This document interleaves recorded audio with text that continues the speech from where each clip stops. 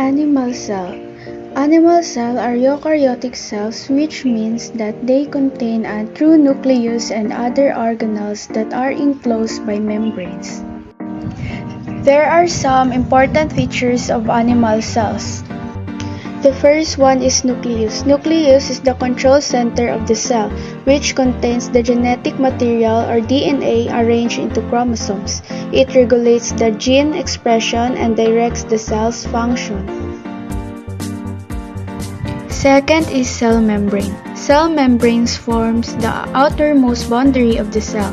It's a thin, flexible layer that separates the cell from the external environment and control the movement of the substances in and out of the cell. Third is cytoplasm. Cytoplasm is a gel-like substance that fills the interior of the cell. It contains all the organelles that perform specific functions within the cell. Next is mitochondria. The mitochondria are the energy-producing organelles of the cell. They convert nutrients into ATP, adenosine triphosphate, which is used as a main energy source of the cell. Next is endoplasmic reticulum. It is a network of membranes that are interconnected with each other. So there are two types of ER, raw endoplasmic reticulum or RER and smooth endoplasmic reticulum, which is SER. RER is involved in protein synthesis while SER is involved in lipid synthesis.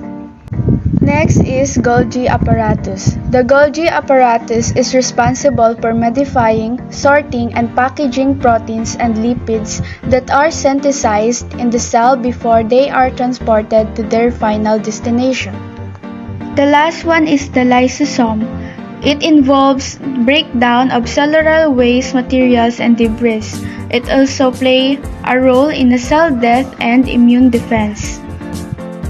So let's recall, when we say animal cell, it is a type of eukaryotic cell that is found in animals.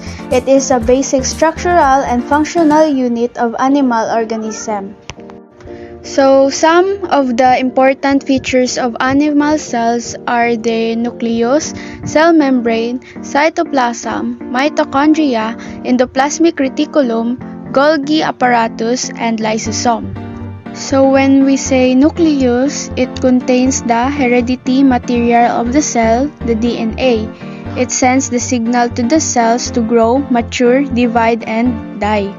So when we say cell membrane, it supports and protects the cell. It controls the movement of substances in and out of the cell. It separates the cells from the external environment. The cell membrane is present in all the cells. When we say cytoplasm, it is a thick, clear, jelly-like substance present inside the cell membrane. Most of the chemical reactions within a cell takes place in the cytoplasm. Next is mitochondria. It is also called the powerhouse of the cell. It is called so because it produces ATP, the cell's energy currency. Next is endoplasmic reticulum. It involves the transformation of substances throughout the cell. It plays a primary role in the metabolism of carbohydrates, synthesis of lipids, steroids, and proteins. Next one is the Golgi apparatus or Golgi bodies. It is called the cell post office as it is involved the transportation of materials within the cell. And the last one is the lysosomes. Lysosomes protect the cell by engulfing the foreign bodies entering the cell and helps in cell renewal.